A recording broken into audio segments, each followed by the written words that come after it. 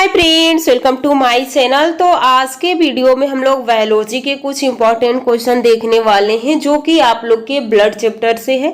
तो हम लोग का फिजिक्स, केमिस्ट्री, बायो का तीनों का चैप्टर वाइज प्रैक्टिस क्लास चल रही है। तो आप लोग ये सारी क्लास जरूर देखिएगा क्योंकि ये लाइन बाय लाइन क्वेश्चन बनाया गया है। इसमें प्रीवियस ईयर्स क्वेश्चन भी शामिल है। तो आप लोग देखते रहिए और आप लोग कमेंट लास्ट में जरूर कर दिया कीजिए कि आपके कितने क्वेश्चन सही हुए हैं। तो चलिए अपनी वीडियो को स्टार्ट करते हैं। पहला क्वेश्चन है कि वह विकल्प चुने जो संवहनीय तंत्र के संदर्भ में सत्य नहीं है। संवहनीय तंत्र के बारे में कौन सत्य नहीं है?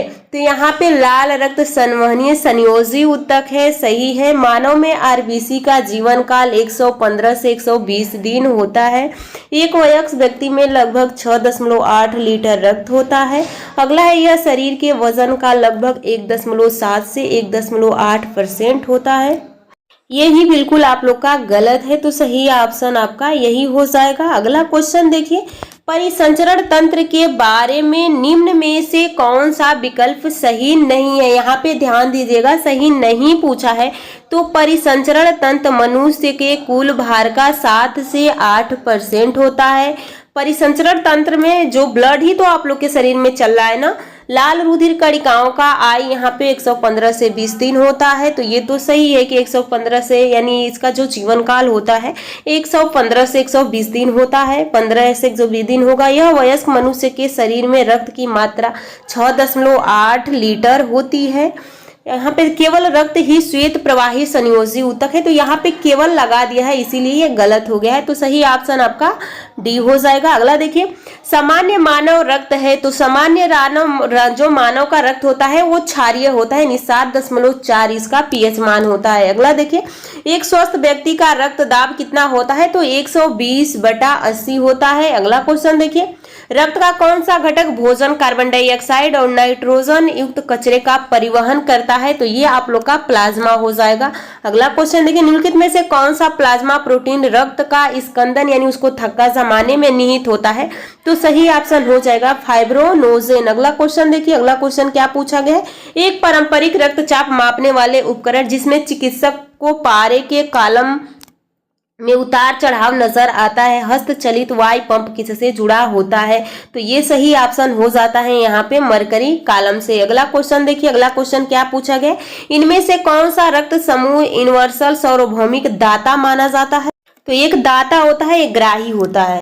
तो दाता आप लोग का वो हो जाता है, यहाँ पे आपका सही ऑप्शन वो हो जाएगा, लेकिन वहीं पे ग्राही पूछे तो ये आप लोग का ए बी हो जाएगा। अगला क्वेश्चन देखिए, इनमें से कौन सा एक रक्त समूह नहीं है? तो ए बी वो होता है, पर सी कोई रक्त समूह नहीं है। निम्नलिखित में से किस रक्त समूह को सार्वभौमिक दाता कहते हैं? तो अभी हमने देखा है ओ को, इसमें भी एक प्लस होता है और एक माइनस होता है, तो माइनस वाला सही होता है। अगला क्वेश्चन देखिए, अगला क्वेश्चन देखिए, मानव शरीर के रक्त का पीएच मान कितना होता है? तो रक्त का पीएच मान 7 या 7.4 होता है। अगला क्वेश्चन देखिए, रक्त में पाए जाने वाला शरीर में ऑक्सीजन परिवहन के लिए जिम्मेदार होता है? तो सही ऑप्शन हो जाएगा लाल रक्त कोशिकाएं, इसे में हीमोग्लोबिन पाया जाता है जो कि ऑक्सीजन का परिवहन करता है। अगला क्वेश्चन देखिए, रक्त का इनमें से कौन सा घटक ऑक्सीजन का परिवहन करता है? तो आरबीसी हो जाएगा। अगला क्वेश्चन देखिए, वायवीय श्वसन क्या है? तो वायवीय श्वसन ऑक्सीजन की उपस्थिति में होता है और अवायवीय श्वसन ऑक्सीजन की अनुपस्थिति में होता है। तो ऑक्सीजन की उपस्थिति में जो श्वसन होता है उसे वायवीय कहते हैं।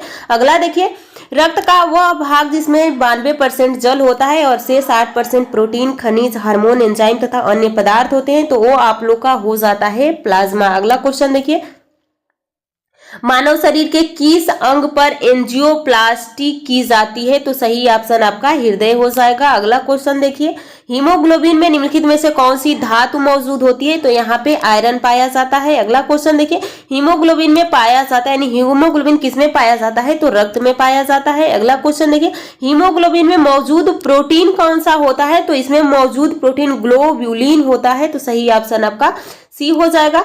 अगला क्वेश्चन देखिए, मानव शरीर की पल्स दर की जांच क्यों की जाती है? तो दिल की फंक्शनिंग जांचने के लिए, मस्तिष्क की फंक्शनिंग जांचने के लिए, रक्त की मात्रा जांचने के लिए, फेफड़े की स्थिति जांचने के लिए। तो ऑप्शन ए सही हो जाएगा आप लोग का, दिल की फंक्शनिंग जांचने के लिए। अगला क्वेश्चन देखिए, मानव हृदय की सामान्य धड़कन औसतन प्रति मिनट होती है, तो ये कितना होता है? 60 से 100।